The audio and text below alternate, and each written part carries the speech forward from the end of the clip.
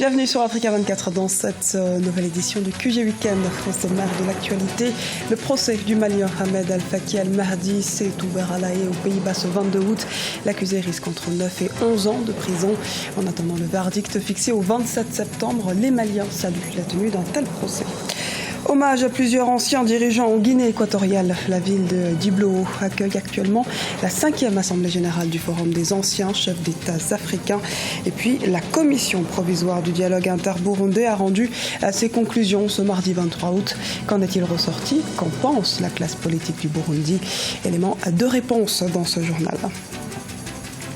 Mais avant de développer ces titres, élection présidentielle au Gabon, un peu plus de 628 000 électeurs sont appelés à choisir leur futur président en se rendant dans les bureaux de vote. Le président sortant, Ali Bongo, élu en 2009 après la mort de son père Omar, affronte 9 candidats. Des dizaines d'observateurs de l'Union européenne et de l'Union africaine sont déployés dans tout le pays pour suivre les opérations de vote et de dépouillement. Les Maliens attendent le verdict du procès d'Ahmed Al-Faki Al-Mahdi devant la Cour pénale internationale de La Haye. L'accusé a demandé pardon au peuple malien pour la destruction de mausolées classés au patrimoine mondial de l'humanité à Tombouctou, au Mali. Les réactions sont vives dans le pays. Reportage de Mokhtar Bari, notre correspondant au Mali. Depuis l'occupation de sa partie nord, le patrimoine culturel malien a été à la merci des groupes islamistes prônant l'application stricte de la charia. À Tombouctou, la cité des 333 saints, ville historique et culturelle classée patrimoine mondial de l'humanité, fut durement touchée. Des monuments aux manuscrits, le patrimoine culturel fut brûlé pour les manuscrits ou démoli pour ce qui est des mausolées. C'est pour tous ces faits qu'a comparu cette semaine devant la CPI Ahmed Al-Faki alias Abou Tourab. Le plus important pour nous en tant que gestionnaire du patrimoine culturel, c'est que chacun a compris l'intérêt et l'importance de préserver, de conserver nos valeurs culturelles. Ça, c'est extrêmement important. Maintenant, ce que la Cour pénale internationale va décider en termes de, de verdict, ça, c'est autre chose. Mais le plus important, c'est que on a reconnu que c'est un crime commis et ça va être évalué à l'aune de ces crimes-là. Outre les monuments et les manuscrits, il faut noter que les populations des zones occupées n'ont pas échappé à la furie des occupants d'alors, venus leur imposer un autre islam. Enlèvements, assassinats, viols, châtiments corporels ou amputations ont été commis durant l'occupation.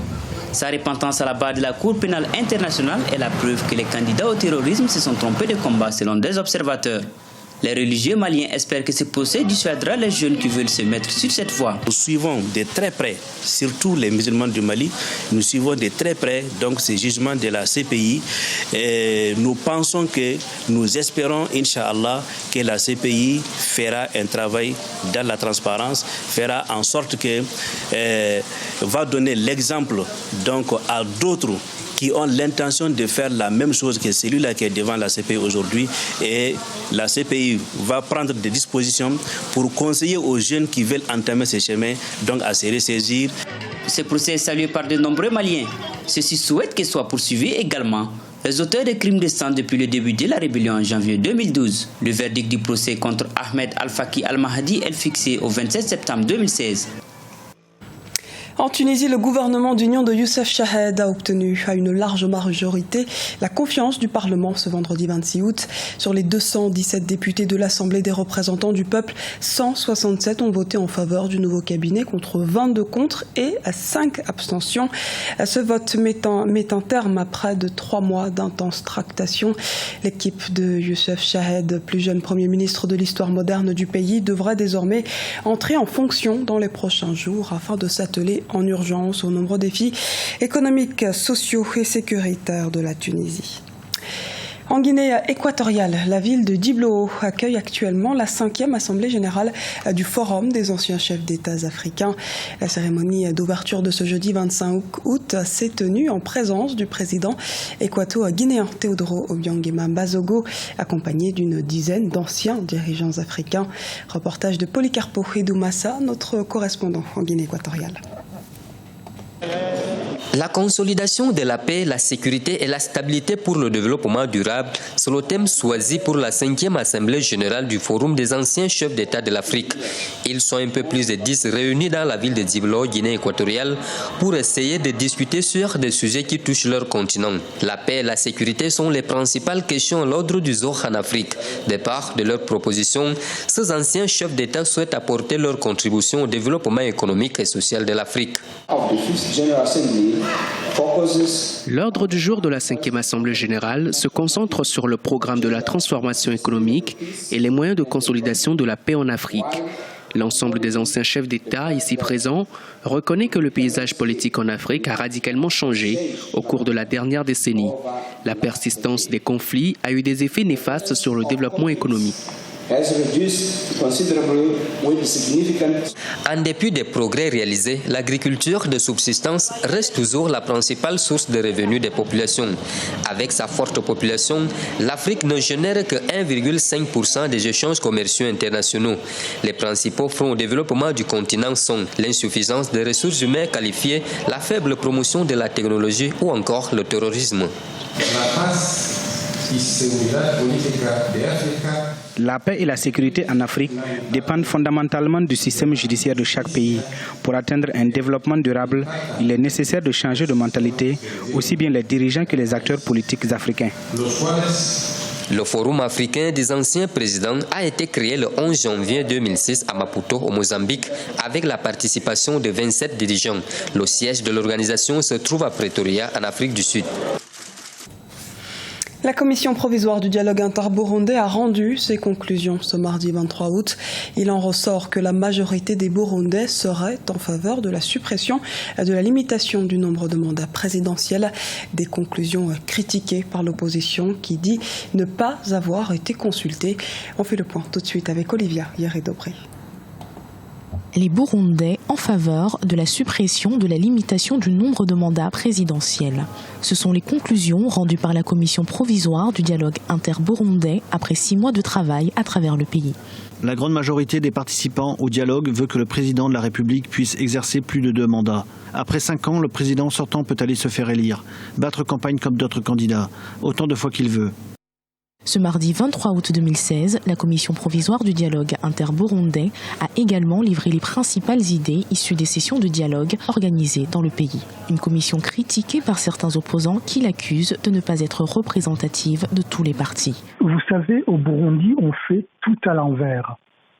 On a piétiné la Constitution, on a piétiné l'accord de paix d'Arusha signé sous l'égide du plus grand des Africains, Nelson Mandela. Et après cela, on essaie de légaliser le crime commis par rapport à la Constitution dans une consultation qui ne peut pas être nationale puisque l'opposition n'est plus dans le pays, puisque l'opposition est exilée. En fait, on assiste là à ce que j'appellerais l'émergence d'une sorte de nouvelle législation basée sur le seul fondement, la seule volonté du parti au pouvoir. Parmi les recommandations issues de ces consultations nationales figure également l'exclusion du Sénat des anciens présidents burundais. Le président Pierre Nkurunziza dit avoir pris note de toutes ces recommandations. Suite au scandale qui secoue le sport kényan, le gouvernement a annoncé jeudi 25 août la dissolution du Comité national olympique. La performance des athlètes lors des Jeux de Rio et certaines irrégularités ont eu raison du bureau du Comité national olympique qui a de son côté opposé une fin de non-recevoir. Les précisions de Deo Gracia Sekpodo. Le Comité olympique national du Kenya, le NOC, a été dissous par le gouvernement suite aux nombreux scandales qui ont entravé les performances de la délégation nationale lors des Jeux olympiques de Rio. Une enquête indépendante a été ouverte par le ministère en charge des sports pour situer les responsabilités. Plusieurs dossiers seront étudiés, notamment en ce qui concerne les cas de dopage, le vol présumé de tenues sportives officielles ou encore la présence à Rio d'une délégation d'officiels non reconnue par les autorités. Les allégations à l'encontre du Comité national olympique sont une menace immense sur la stabilité et la réputation des Jeux olympiques dans le pays. Je prends la décision de dissoudre le Comité national olympique. La mesure est vivement critiquée par une certaine partie de l'opinion. Les membres du Comité olympique national estiment dépendre du Comité international olympique et non du gouvernement kenyan. Par conséquent, ce dernier n'aura pas le pouvoir de dissolution sur leur institution. Ils envisagent interpeller l'instance internationale, mais seulement leur action n'est pas soutenue par les athlètes. Ces derniers partagent l'avis du gouvernement et expriment aussi leur ras-le-bol. Nous avons besoin d'une meilleure gestion des disciplines sportives dans notre pays. Nous réclamons aussi le paiement de nos indemnités et aussi l'arrêt immédiat du harcèlement dont nous sommes victimes de la part des agents antidopage. C'était la veille des Jeux olympiques que l'Agence mondiale antidopage avait décidé de retirer le Kenya de sa liste des pays non conformes, et ce, à la suite de l'adoption d'une nouvelle loi antidopage. À Rio, et malgré les nombreuses difficultés, les athlètes kenyans ont réussi à remporter 6 médailles d'or, 6 médailles d'argent et 1 en bronze, toutes en athlétisme. C'était le journal de la rédaction. Merci de nous avoir suivis. À retrouver dans un instant une nouvelle édition de l'actualité sur Africa 24.